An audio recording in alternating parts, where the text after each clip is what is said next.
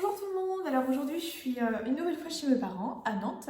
Mon papa va rentrer de Dubaï et du coup je me suis dit qu'on allait préparer un petit repas sympa pour lui. Donc il n'y a pas grand chose dans le frigo, je vais vous montrer si vous voulez. Il y a, j'ai vu qu'il y avait des poireaux donc on peut faire une petite soupe. Il y a des noix de Saint-Jacques donc on va les faire snacker et il y a du fenouil, je pense qu'on va le faire rôtir au four. Alors après la recette elle peut un peu évoluer au fur et à mesure. Mais du coup je vous propose de faire ça avec moi. Voilà. Alors, comme vous pouvez le voir, le frigo, il n'est pas très rempli, il n'y a pas grand-chose, mais il y a des poireaux, donc on va déjà les prendre. Voilà, et on va les découper. On va les laver, les découper. Il y a de l'ail et des oignons, donc nous allons faire une petite soupe et ensuite on continuera pour autre chose.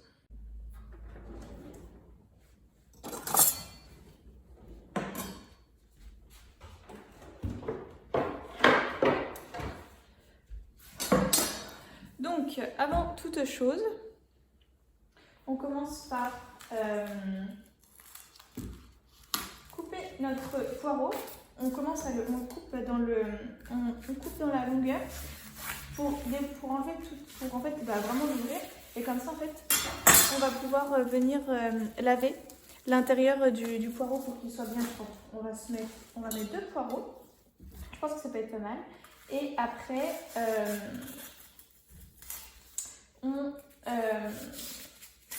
voilà, on va mettre à laver tout ça et avec le reste, à la rigueur, on peut faire un petit crumble de poireaux. Genre, on fait une fondue, puis on fait un petit crumble de poireaux, donc avec une pâte à crumble.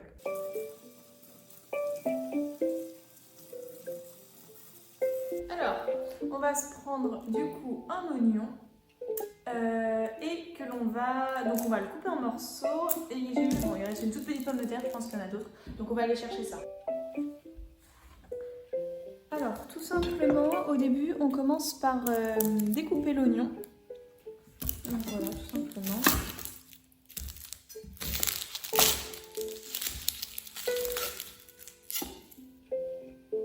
Donc j'ai mis mon oignon, on vient chercher une cuillère.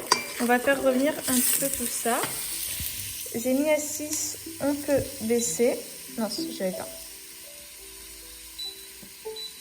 On va mettre à 4. 4 c'est bien. Ça va dorer tranquillement. Voilà.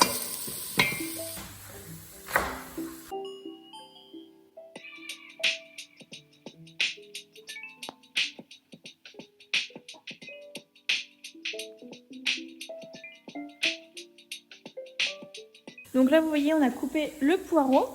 Et une fois qu'il est prêt, on va pouvoir l'ajouter directement à la casserole. On n'oublie pas de remuer.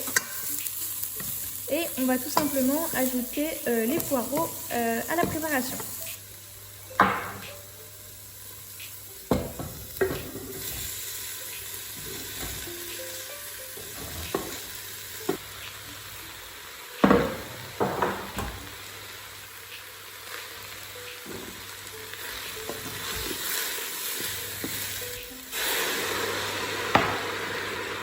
Ensuite, on vient ajouter de l'eau, les pommes de terre, de la fleur de sel et on n'oublie pas de bien mélanger pour tout s'homogénéiser. Et on laisse cuire à feu doux pour que les poireaux deviennent bien fondants et les pommes de terre suffisamment molles pour qu'on puisse planter une lame de couteau dedans.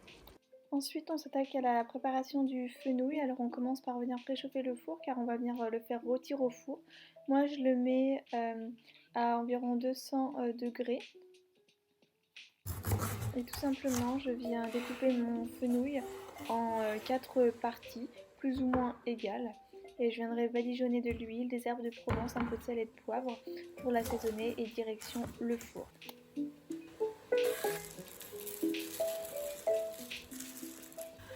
Bon alors, du coup, là il y a la soupe qui cuit, il y a le fenouil qui est au four et je me dis qu'avec les noix de Saint-Jacques, ce serait sympa d'avoir un espèce de petit velouté aux crèmes de chou-fleur.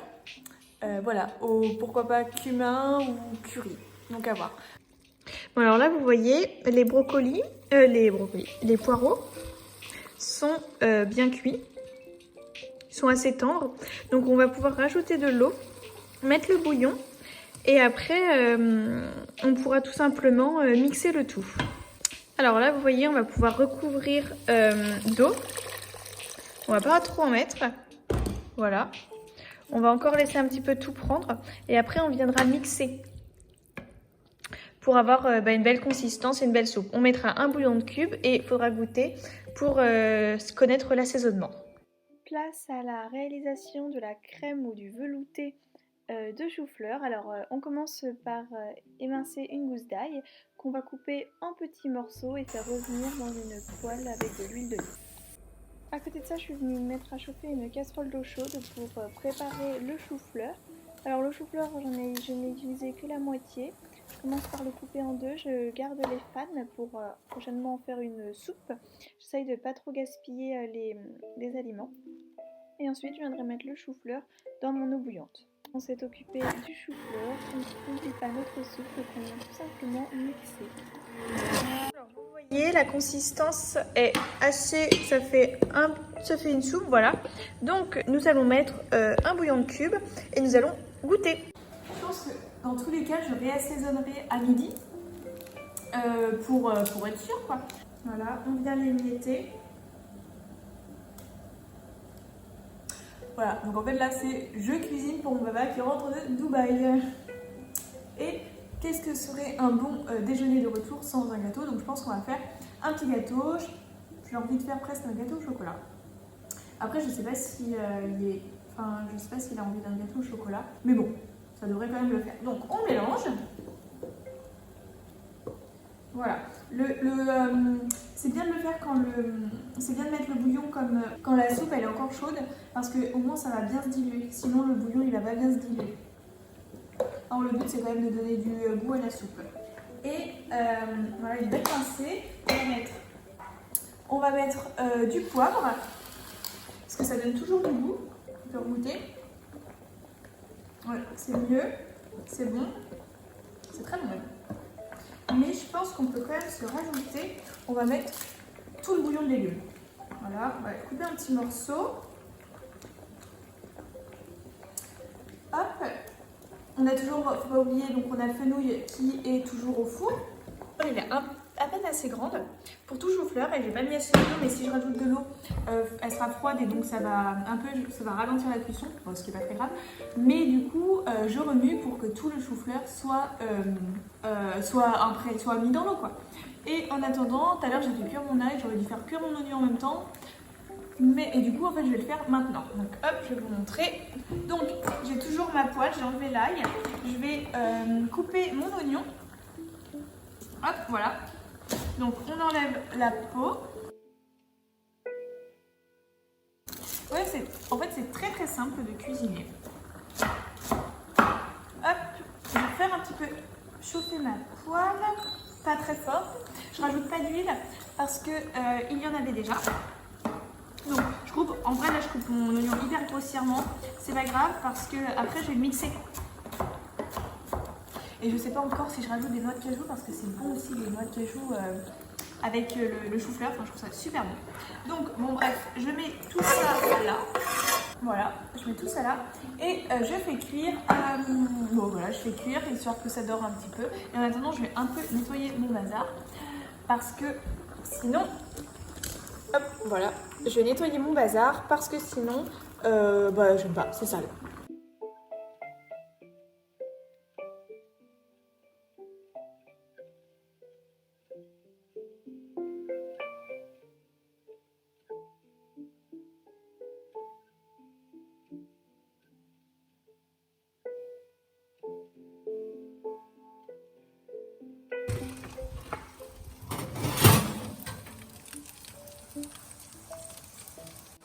Je suis allée vérifier mes fenouils et regarder si l'intérieur était suffisamment tendre.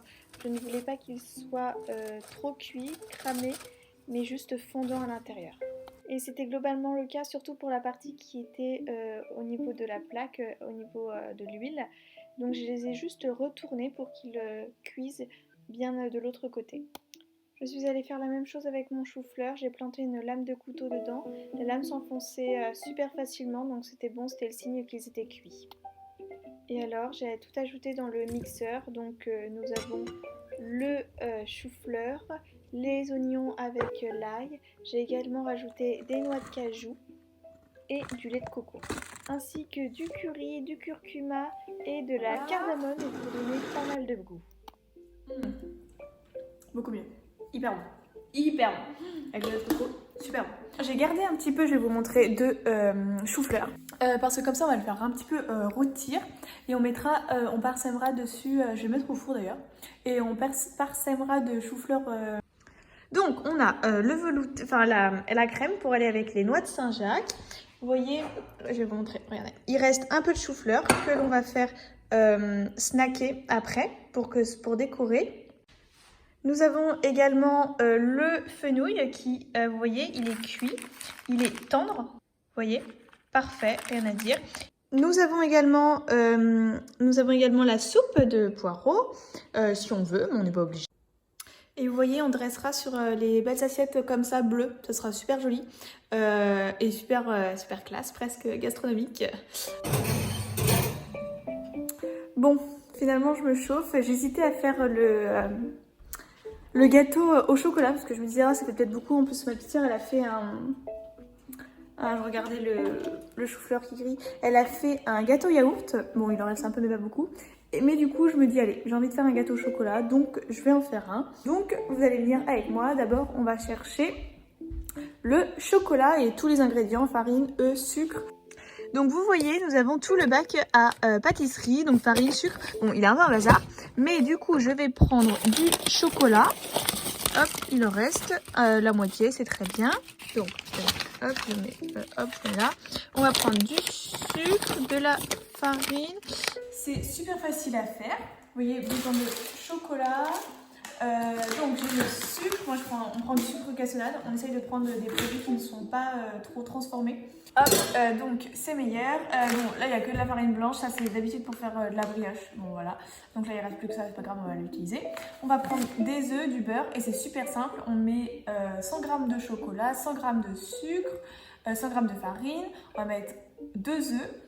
Et j'ai oublié quoi, le beurre, 100 g de beurre, et puis voilà, ça part au four tout simplement. Tout simplement, on commence, donc on va prendre une casserole, on va mettre, donc on met sur 0 la balance bien sûr, on va mettre les 100 g de chocolat, en vrai je pense que je vais mettre toute la tablette, quitte à la finir, je peux même vous dire combien il y a, 99 g, parfait. Donc déjà, on peut commencer à mettre à...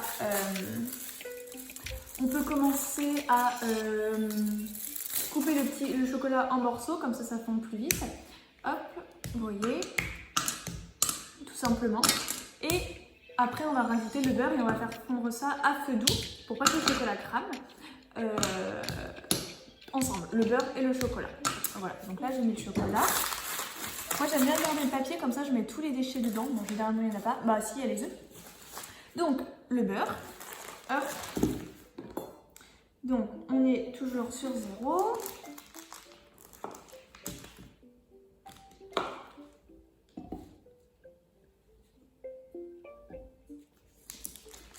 Donc, moi je prends du beurre demi-sel.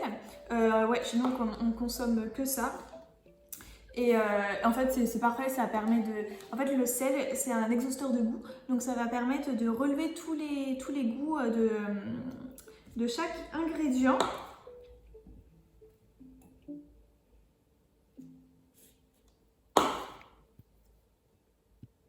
Voilà, donc là il y a 100 g.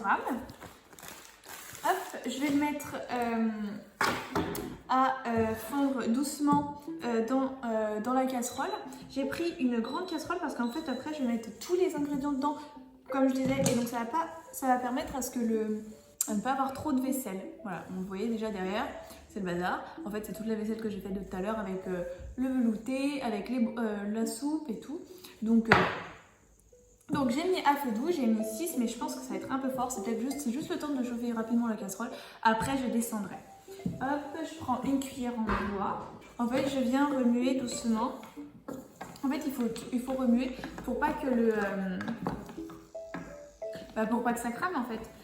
Sachant que mon four, il est toujours en train de chauffer, donc il sera préchauffé parfaitement bien pour mettre au four le gâteau. Voilà, donc ça fond doucement, on mélange. Vous voyez, je vais vous montrer. Tac. Voilà, on continue à mélanger. Alors moi, ce que je fais, c'est que quand je sens que quand tout est fondu, j'enlève la casserole du feu et je laisse en fait juste avec la chaleur qu'il y a en dessous là. Ça va faire en sorte que tout finisse de fondre. Comme ça me permet de mettre le sucre et les œufs et sans que les œufs en fait cuisent à cause de la chaleur du chocolat et du beurre et de la casserole. Et en même temps, ça permet également que le sucre ne fonde pas tout entièrement. Et comme ça permet d'avoir un petit bout un peu plus caramélisé et croustillant.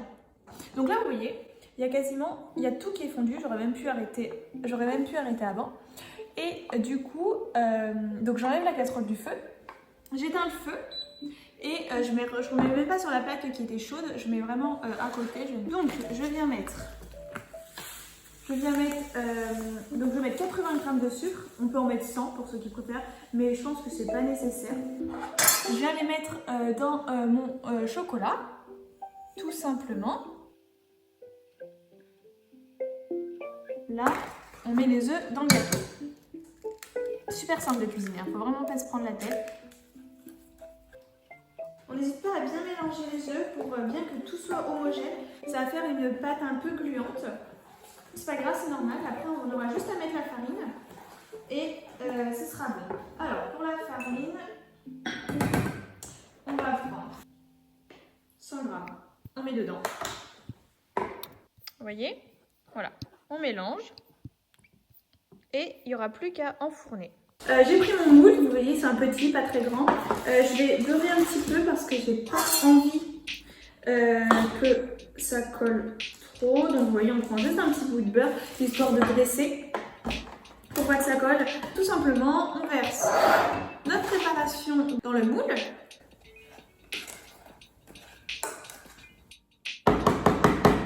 On va prendre une maryse, ce sera plus simple. Pour bien racler les bords. Franchement, les maryses, c'est hyper cool. Enfin, je vais pas dire que c'est un indispensable, mais ça sert bien. Vous voyez? Regardez, ça enlève bien. Donc, vous voyez, le gâteau, il est là et on va l'enfourner.